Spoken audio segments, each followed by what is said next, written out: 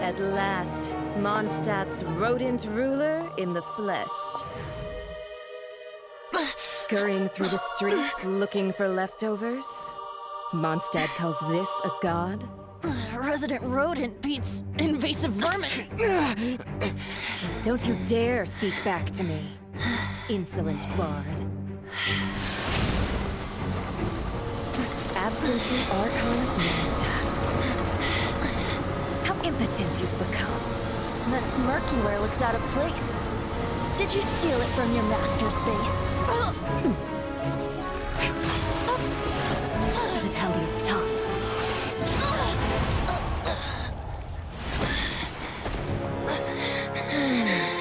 So, this is a gnosis. Wouldn't be caught dead wearing this ugly thing in public. Beauty is a waste when the beholder has no taste.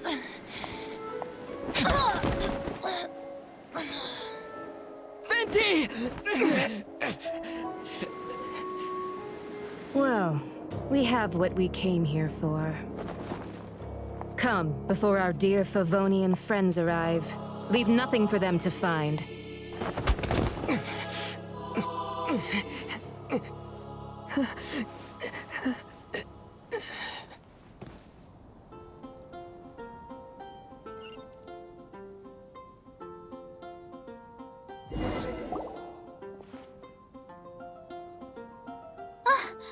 Honorary Knight, you're awake.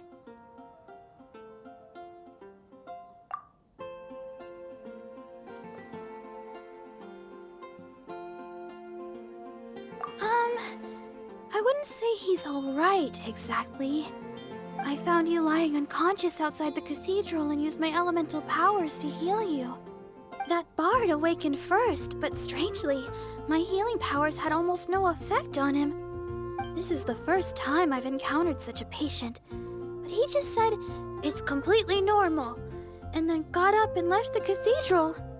He left? Already? Where'd he go? The symbol of Mondstadt's hero. That's what he said.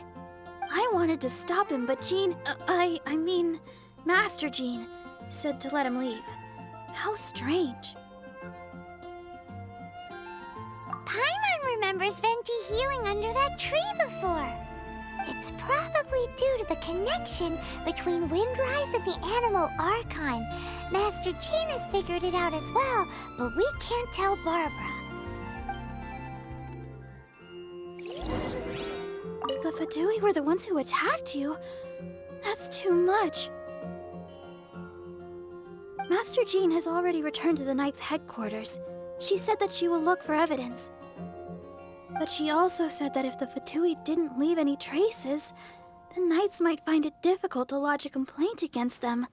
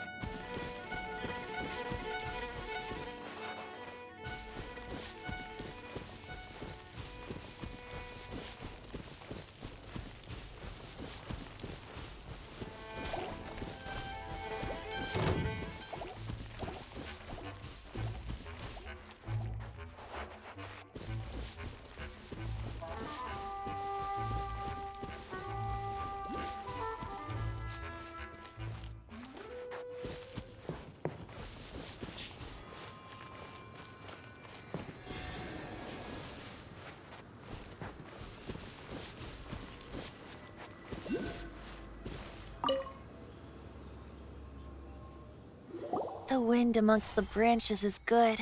I love the way it smells. I said the exact same thing last time. Why do I only say these things when I'm down on my luck? So you noticed. This isn't something I'm meant to discuss with ordinary people, but I suppose I can let you in on the secret. As you know, visions are external magical foci that only a small minority of people possess. They use these visions to channel elemental power. In truth, every wielder of a vision is one who can attain godhood and ascend to Celestia. We call such people allogenes. Allogenes? Paimon's never heard of them before. That's because this is a secret that only Archons are privy to. We don't need primitive tools like visions. Instead, each Archon has an internal magical focus that resonates directly with Celestia itself, known as a gnosis.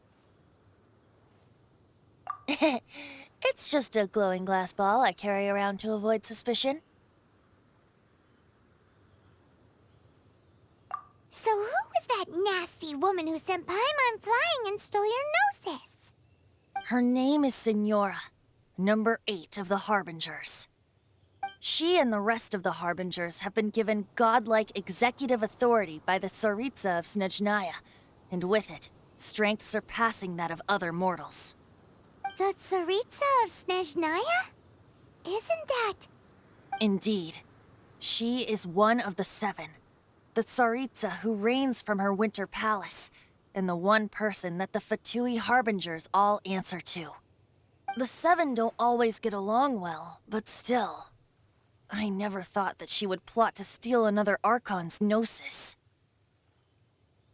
How should I put this?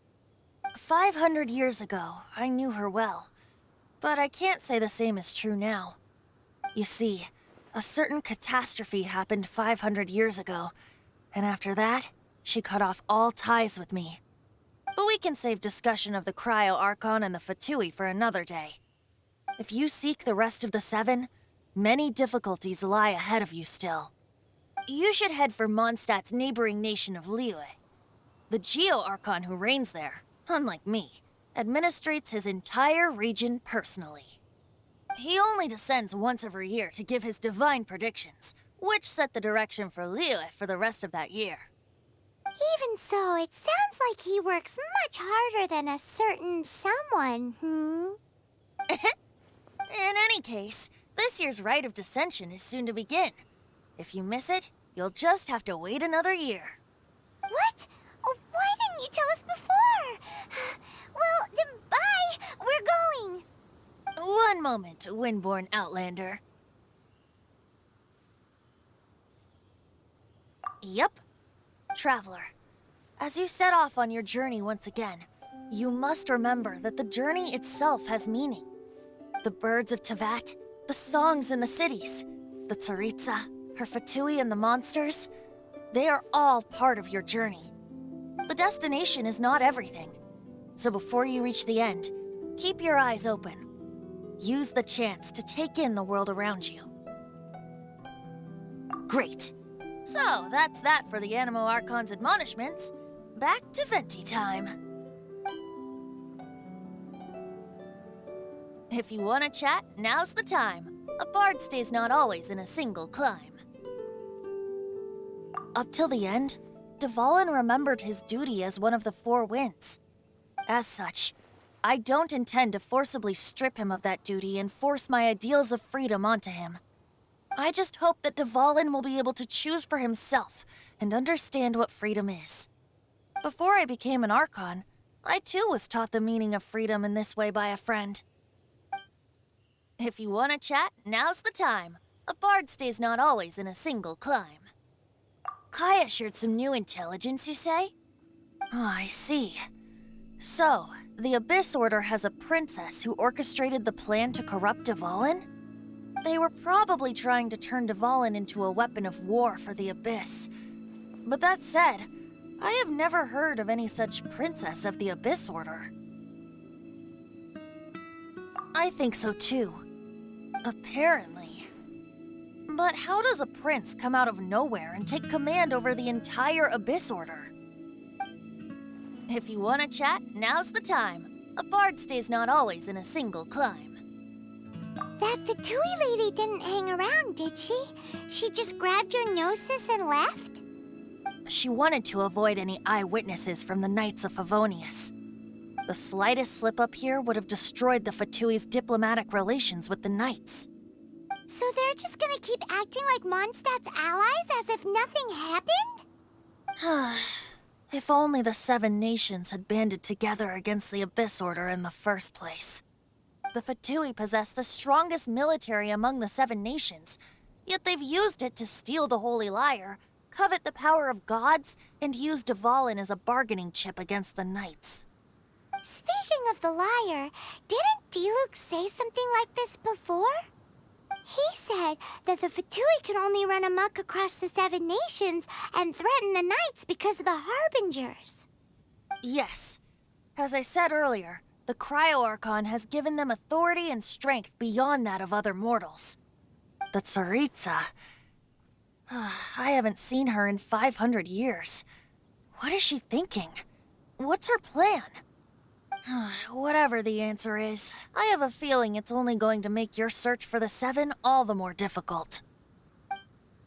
If you want to chat, now's the time. A bard stays not always in a single climb. As I said before, vision wielders are known as allogenes and may ascend to Celestia. A gnosis is a higher-order nexus of elemental manipulation and is emblematic of an Archon's status as one of the 7. But as for which of the 7 took your sister, I'm sorry, I don't know. Wait, as one of the 7, I'm not clear of suspicion yet either, am I? Hang on a hot second. Tone Deaf Bard is just one of Barbados' many incarnations. Who's to say that... We're a great team indeed. Say, once you find your sister, how would you like to become one of the new 4 Winds?